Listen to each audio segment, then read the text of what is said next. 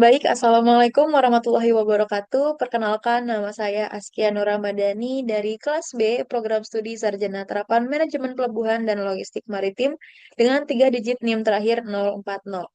Di sini saya mau mempresentasikan hasil identifikasi saya terkait manajemen resiko produksi dengan topik UMKM Ketan Serundeng dini hari.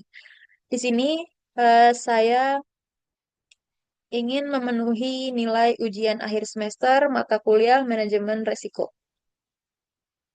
Oke, di sini ada alasan mengapa saya mengambil topik UMKM ini. Yang pertama, dari hasil identifikasi saya, UMKM ini itu mulai diproduksi pukul 2 dini hari, seperti itu.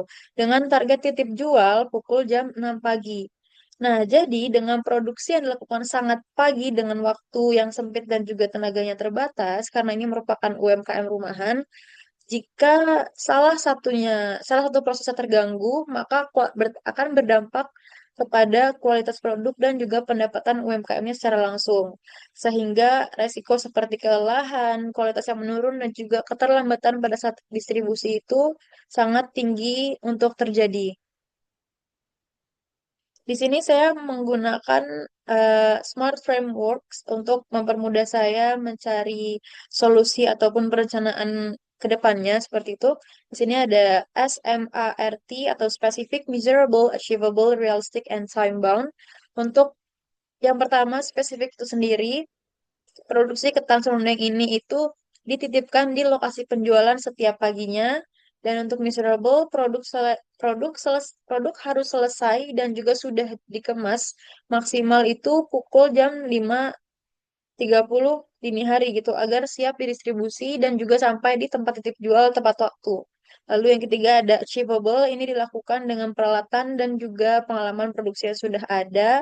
Lalu realistic, volume produksi ini disesuaikan dengan kapasitas tenaga dan waktu kerja dini hari sehingga jumlah produk yang diproduksi setiap harinya itu umumnya tidak selalu sama seperti itu, bergantung dengan bagaimana kondisi produsen pada hari itu.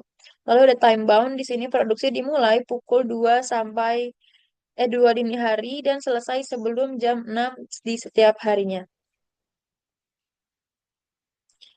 Oke, di sini ada ruang lingkup resiko. Jadi lingkup kegiatannya itu persiapan, masak, kemasan, dan juga pendistribusian. Skalanya itu 30 piece per hari dengan waktu 4 jam, durasi 4 jam dari pukul jam 2 dini hari hingga jam 6 pagi. Nah, semua proses ini terjadi dalam waktu yang sempit. Jadi, satu masalah kecil itu sekali lagi bisa berdampak ke seluruh alur produksi. Nah, resiko utama yang terjadi itu kelelahan kerja sehingga menyebabkan penurunan kualitas dan juga keterlambatan pada saat pendistribusian. Ini ada stakeholder dan dampaknya. Untuk stakeholder sendiri itu ada dua, dari internal dan juga eksternal. Untuk internal itu ada produsen dan juga keluarga pendukung, dan eksternal dari pemilik tempat titip jual dan juga konsumen. Nah, untuk implikasi resiko, itu jika konsumen kecewa terhadap produknya satu kali, maka dampaknya itu bisa langsung ke pendapatan dari UMKM tersebut gitu. Jadi resiko dari produksi ini sangat krusial. Nah, ini ada proses kritis dan juga kriteria resiko.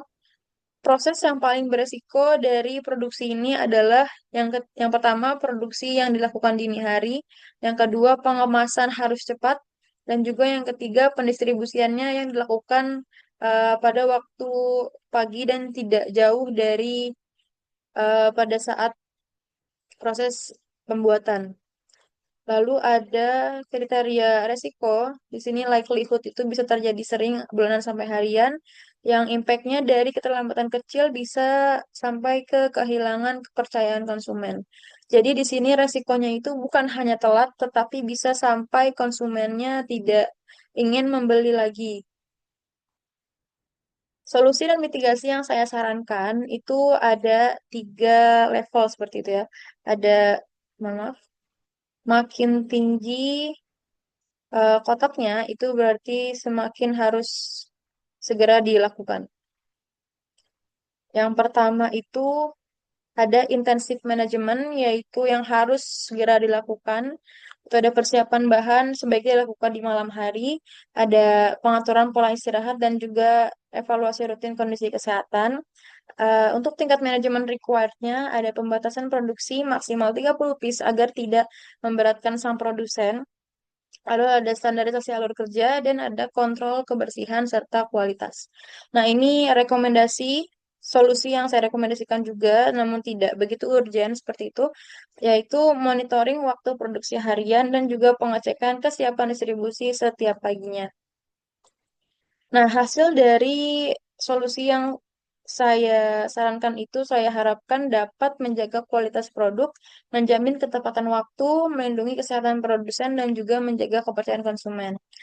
Baik, mungkin itu saja yang bisa saya sampaikan terkait hasil identifikasi saya pada topik UMKM ini.